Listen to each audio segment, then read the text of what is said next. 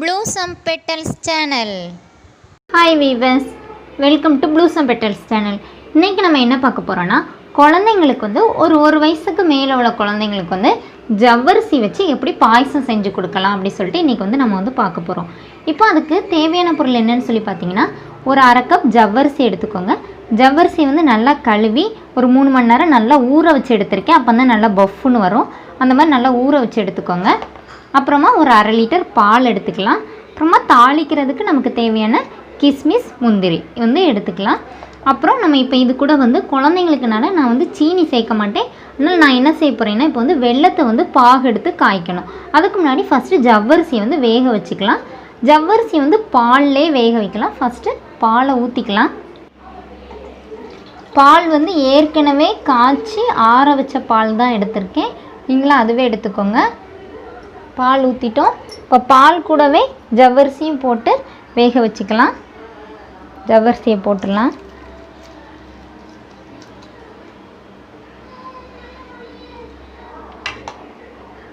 இப்போ ஜவ்வரிசி இதுவும் நல்லா வேகட்டும். கொஞ்சம் சிம்லே வச்சுக்கோங்க, அப்போ தான் சரியாக இருக்கும் வேகிறதுக்கு. வேகட்டும். அரிசி வந்து வேகிறதுக்கு முன்னாடி நம்ம வந்து பாகு காய்ச்சிக்கலாம். அதுக்கு வந்து ஒரு 200 வெல்லம் எடுத்துருக்கிறேன். நீங்கள் வந்து உங்களுக்கு இனிப்புக்கு தேவைக்கேற்ப நீங்கள் வந்து எடுத்துக்கோங்க. நல்லா கொதிக்கட்டும். இப்போ இது கூட வந்து ஒரு 1/4 ஸ்பூன் ஏலக்காய் தூள் போட்டுக்கலாம். பாயசத்தில் போடுறதா இருந்தால் கூட நீங்கள் போட்டுக்கோங்க, ஒன்றும் பிரச்சனை இல்லை. லைட்டாக போட்டுக்கலாம்.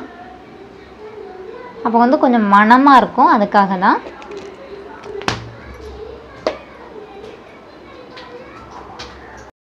கொஞ்சம் சுக்கும் போட்டுக்கலாம். பாகு வந்து நல்லா கொதிக்கட்டும். பாகுக்கு பதம்லாம் கிடையாது, இது வெல்லம் எல்லாமே கரையணும், அவ்வளோதான். இப்போ வந்து நீங்கள் வந்து இந்த வெல்லத்துக்கு பதிலாக கருப்பட்டி யூஸ் பண்ணிக்கலாம், இல்லாட்டி நாட்டு சர்க்கரை யூஸ் பண்ணிக்கோங்க. சீனி இருந்தால் கூட நீங்கள் யூஸ் பண்ணிக்கோங்க, ஒன்றும் பிரச்சனை இல்லை. ஆனால் நான் வந்து சீனி யூஸ் பண்ண மாட்டேன், அதனால் நான் வந்து மண்டவெல்லம் யூஸ் பண்ணுறேன். இப்போ வந்து ஜவ்வரிசியும் கொதிக்கட்டும். இது வந்து பாகு காய்ச்சிக்கலாம். இப்போ இது கூட வந்து 1 ஸ்பூன் நம்ம வந்து பாதாம் பிஸ்தா பொடி சேர்த்துக்கலாம். உங்கள்கிட்ட இந்த மாதிரி பொடி இல்லைன்னா நீங்கள் லைட்டாக வறுத்து அரைச்சிக்கோங்க. ஆனால் இது வந்து குழந்தைங்களுக்கு கொடுக்கும்போது டேஸ்ட் வந்து கொஞ்சம் டிஃப்ரெண்ட்டாக இருக்கும், அதுக்காக தான் இதெல்லாம் சேர்க்குறேன். நல்லா கிண்டிக்கோங்க. ஜவ்வரிசி வந்து நல்லா வெந்து இந்த மாதிரி இதாகட்டும். நல்லா வெந்து வருது. இப்போ நம்ம வந்து பாதாம் பிஸ்தா சேர்த்துருக்கோம், அதுவும் சேர்த்து கொஞ்சம் நல்லா கொதிக்கட்டும். பார்த்திங்கன்னா ஜவ்வரிசி நல்லா வெந்துருச்சு. இப்போ நம்ம எடுத்து வச்சுருக்கிற பாகை இது கூட சேர்த்துக்கலாம். வடிகட்டி ஊற்றிக்கோங்க.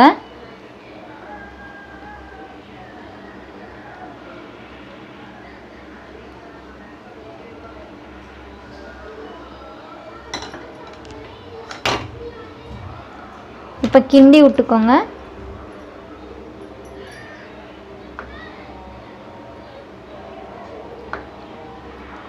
பாருங்கள், நல்லா இதாகிருச்சு.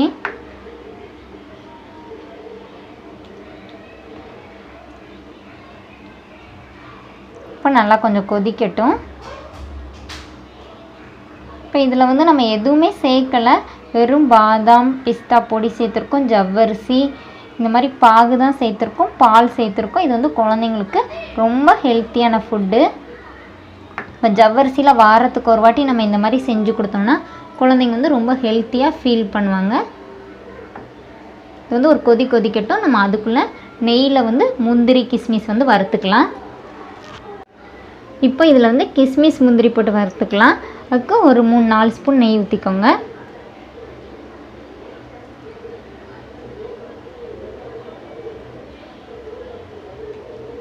நெய் வந்து கொஞ்சம் மெல்ட் ஆகட்டும். இப்போ இது கூட நம்ம எடுத்து வச்சுருக்கிற முந்திரி கிஸ்மிஸை போட்டுக்கலாம். ஃபஸ்ட்டு முந்திரி வறுத்துக்கோங்க, அப்புறமா கிஸ்மிஸ் போட்டுக்கோங்க.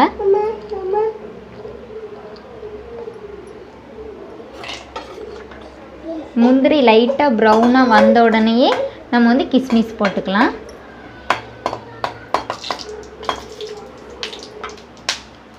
கிஸ்மிஸ் போட்டுக்கலாம். இப்போ வந்து என் பையனுக்கு வந்து கிஸ்மிஸ் நல்லா பிடிக்கணும்னா நான் வந்து கிஸ்மிஸ் கொஞ்சம் கூட சேர்த்துருக்கேன். நீங்கள் வந்து உங்களுக்கு ஏற்றபடி சேர்த்துக்கோங்க.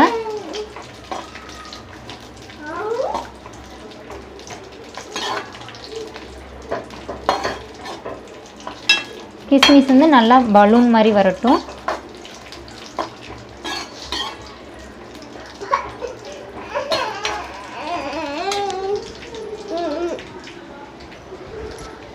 பாருங்கள், இந்த மாதிரி நல்லா பலூன் மாதிரி வரட்டும். எல்லாம் ஒரே மாதிரி நல்லா பலூன் மாதிரி வந்துருச்சு. இப்போ இதை வந்து ஆஃப் பண்ணிடலாம். இப்போ இதை வந்து நம்ம எடுத்து நம்ம பாயசத்தில் ஊற்றிக்கலாம்.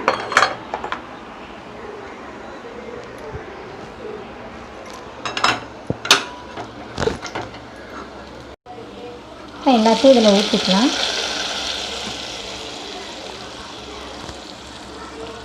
பாருங்கள், நல்லா பார்க்கவே நல்லா அழகாக இருக்குது. குழந்தைங்களுக்கு இந்த மாதிரி மேலே வந்து ஃபுல்லாக நட்ஸ் வச்சு கொடுத்தீங்கன்னா, இப்போ பாருங்கள், நம்ம வந்து அழகாக பாதாம் பிஸ்தா போட்டு ரெடி பண்ண பாயசம் வந்து ரெடி ஆயிடுச்சு. இது வந்து ஜவ்வரிசி போட்டிருக்கோம்.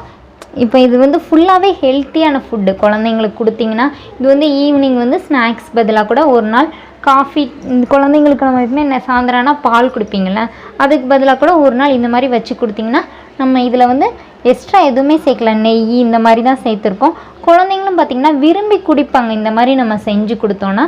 இப்போ இதில் வந்து நெய் வந்து உங்களுக்கு இன்னும் வேணால் நீங்கள் வந்து சேர்த்துக்கலாம். இப்போ இது வந்து பெரியவங்களுக்கு குடிக்கிறதா இருந்தீங்கன்னா கொஞ்சம் நெய்யில் வந்து லைட்டாக தேங்காய் கூட வறுத்து போட்டுக்கலாம். ஆனால் இது வந்து குழந்தைங்களுக்குனால நான் வந்து தேங்காய் சேர்க்கவே இல்லை.